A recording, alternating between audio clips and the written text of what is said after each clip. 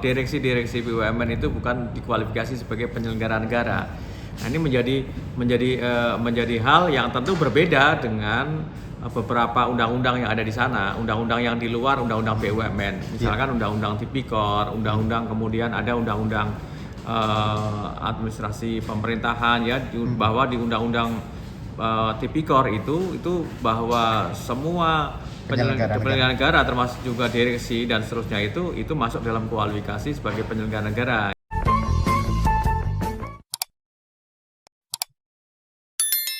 Ya, sehingga kalau kemudian ada satu perbuatan-perbuatan yang masuk dalam kualifikasi yang diatur dalam Undang-Undang Tipikor, maka sebenarnya ini menjadi ranahnya peradilan Tipikor ya, atau bisa menjadi perbuatan-perbuatan yang masuk dalam ranahnya delik korupsi. Dan sekarang ini kan seolah-olah ini bukan gitu ya, seolah-olah ini bukan. Kemudian yang selain tadi bahwa direksi BUMN bukan penyelenggara negara itu, yang satu pasal di dalam undang-undang BUMN yang baru ini yaitu adalah yang tadi saya sampaikan bahwa kerugian BUMN adalah merupakan kerugian bukan kerugian keuangan negara begitu kan. Nah, tentu kalau untuk memanai kerugian keuangan negara itu acuannya bukan di undang-undang BUMN, karena di dalam undang-undang BUMN yang baru itu tidak secara eksplisit itu memberikan satu definisi terkait dengan kerugian keuangan negara atau bahkan keuangan negara. Yang kerugian keuangan negara atau keuangan negara itu adanya di Undang-Undang Keuangan Negara, Undang-Undang Nomor 17 tahun 2003, dan juga di Undang-Undang BPK, bahkan di Undang-Undang Tipikor sendiri, baik itu Undang-Undang 31/1999 maupun di Undang-Undang Nomor 20 tahun 2001. Ini pandangan dari saya, sehingga berbeda pemahamannya dengan beberapa di antaranya terkait dengan hal ini. Kalau saya dari perspektif hukum pidana. Artinya KPK tetap masih bisa melakukan tindakan hukum terhadap direksi BUMN seandainya diduga melakukan tindakan korupsi ataupun kerugian uang negara. Iya, kan di dalam rumusan norma beberapa pasal di dalam Undang-Undang Tipikor itu ada rumusan subjek tindak pidananya kan setiap orang. Iya kan? Setiap orang ya, misalkan contohnya tindak pidana korupsi itu ada tindak pidana yang berkaitan dengan kerugian keuangan negara. Nah, kerugian keuangan negara itu di sana pasal 2 ayat 1, pasal 3 itu kan subjek tindak pidana setiap orang. Setiap orang itu dimanai individu atau perorangan ataupun korporasi. Tidak peduli apakah itu penyelenggara negara ataukah tidak penyelenggara negara, sehingga masih relevan. Kalau ada perbuatan yang dilakukan oleh siapapun juga, termasuk juga oleh penyelenggara negara, ketika melakukan suatu tindak pidana korupsi pasal 21 atau pasal 3, ya dia bisa diproses berdasarkan undang-undang tindak pidana korupsi. Artinya undang-undang BUMN yang baru ini perlu direvisi atau seperti apa, Prof? Karena seolah-olah kan masyarakatnya berperontak karena seolah-olah ada pertentangan gitu, Prof. Saya kira tidak ya, saya tidak melihat bahwa ada pertentangan berkaitan dengan soal apakah direksi komisaris itu atau pengawas ketika kemudian dia melakukan satu tindak pidana korupsi misalkan, itu nggak bisa diproses hukum. Tidak demikian, karena subjek tindak pidana di dalam undang-undang, khususnya undang-undang Tipikor itu jelas di sana. Tidak ada juga yang tidak membedakan di dalam pasal 2 ayat 1 maupun pasal 3 kan tidak harus penyelenggara negara. Ada pasal-pasal tertentu yang memang subjeknya setiap orang juga, misalkan ini contohnya pasal 21 maupun pasal 3 tadi. Tapi ada juga yang memang subjek tindak pidananya misalkan kaitannya dengan penerima suap ya, ada pegawai negeri atau penyelenggara negara yang menerima suap. Nah, itu berarti tidak masuk dalam kualifikasi itu kan. Nah, tapi dia bisa kena ke dalam tindak pidana korupsi yang lainnya kalau ternyata ini kaitannya dengan pasal 2 ayat 1 ataupun pasal 3 di dalam Undang-Undang Tipikor. Artinya ini tidak berarti melemahkan KPK. Tidak lah, saya kira tidak lah. Saya tidak seperti itu. Cuma memang kan begini, mestinya kan kalau kewenangan yang dimiliki oleh KPK kan sesuai dengan Undang-Undang KPK ya. Undang-Undang KPK kan jelas di sana kewenangan KPK itu apa saja. Apakah itu kemudian dia melakukan pencegahan atau melakukan penegakan hukum terkait dengan kasus-kasus korupsi kan gitu. Kalau menurut saya sih tidak, harusnya tidak. Karena banyak persoalan-persoalan korupsi yang tidak hanya melibatkan dalam tanda kutip yang tadi saya sampaikan gitu, tidak hanya melibatkan yang tadi penyelenggara negara yang dimaksudkan adalah direksi BUMN tadi, tidak. Di luar itu kan masih banyak juga. Artinya kalau kemudian inovatif lah kira-kira begitu, KPK mestinya harus bisa tampil sebagaimana proses hukum yang dilakukan penegakan hukum oleh teman-teman di kejaksaan kan, itu kan juga hal yang tidak ada persoalan gitu ya. Artinya bisa saja tetap berjalan sebagaimana mestinya gitu.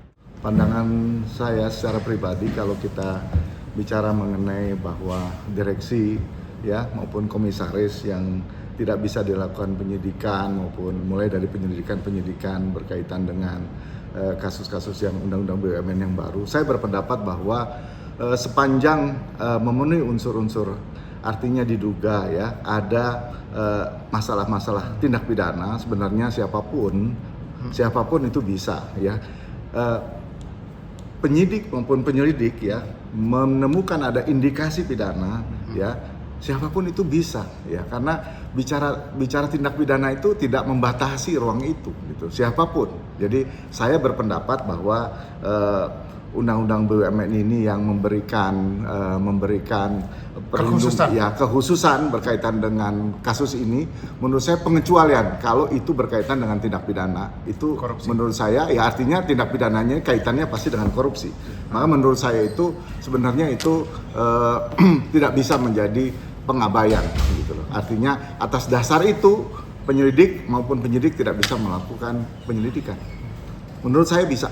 Artinya bahwa ini kan BUMN punya leg spesialis tersendiri, Prof. Yeah. Artinya dia mempunyai keputusan bahwa direksi, komisaris maupun pengawas BUMN itu tidak termasuk penyelenggara negara, Prof. Iya, saya melihatnya bahwa hukum ya tidak mengenal itu. Jadi kalau bicara keadilan mau dia siapapun ya, penyelenggara negara atau bukan penyelenggara negara, kalau memang indikasi ada kaitannya dengan tindak pidana, siapapun ya.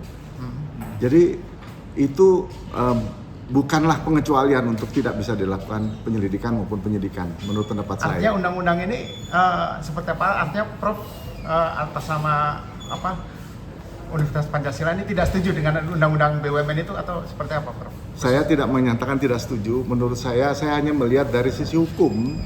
Ya, dari sisi hukum siapapun di mata hukum punya sama gitu loh. Jadi leg spesialis dalam konteks seperti ini menurut saya dalam kaitannya dengan manakala melihat ada tindak pidana, siapapun sama di mata hukum. Saya melihat hanya itu aja.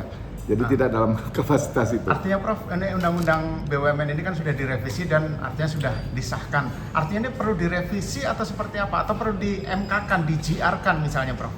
Tentu pro dan kontra itu biasa ya di dalam masyarakat kita ya. Kalau teman-teman yang merasa bahwa ini leg spesialis ini berlebih-lebihan, ya kita ada muaranya, ada tempatnya ya lewat Mahkamah Konstitusi menurut saya. Artinya Prof, kalau tadi Prof bilang bahwa ini tetap kalau memang itu tidak pidana tetap bisa diselidiki maupun disidik. Meskipun tadi misalnya ada leg spesialisnya, apakah ini dalam hal ini karena KPK ini hanya menyelidiki ataupun menyidik penyelenggara negara, apakah ini tetap bisa melakukan tindakan hukum terhadap direksi maupun komisaris maupun pengawas BUMN gitu, Prof? Iya, saya melihat ya atas dasar ya kalau saya melihat atas dasar keadilan ya siapapun ya kalau memang ada dugaan dan itu bisa dibuktikan ya harusnya sama. Jadi siapapun, jadi tidak menjadi leg spesialis dibebaskan, sulit nanti. Ya saya melihat bahwa siapapun di mata hukum sama. Ya, jadi kalau memang memenuhi unsur pidananya, ya, jadi kalau memang ada dugaan tindak pidananya, siapapun bisa disidik, bisa dilakukan tindak pidana itu. Kalau dari pandangan Profesor sendiri, kenapa sih ada pasal-pasal misi kontroversi ini mesti muncul juga? Ya, ini kan persoalan bahwa ada kepentingan-kepentingan juga yang harus dijaga dalam rangka jangan sampai ya kan untuk kepentingan-kepentingan yang lebih besar ya kita juga memang harus mengedepankan itu. Artinya begini, Jadi bahwa hukum tetap harus berada menjaga rasa keadilan tadi ya, jangan sampai dengan untuk kepentingan yang lebih besar meninggalkan rasa keadilan.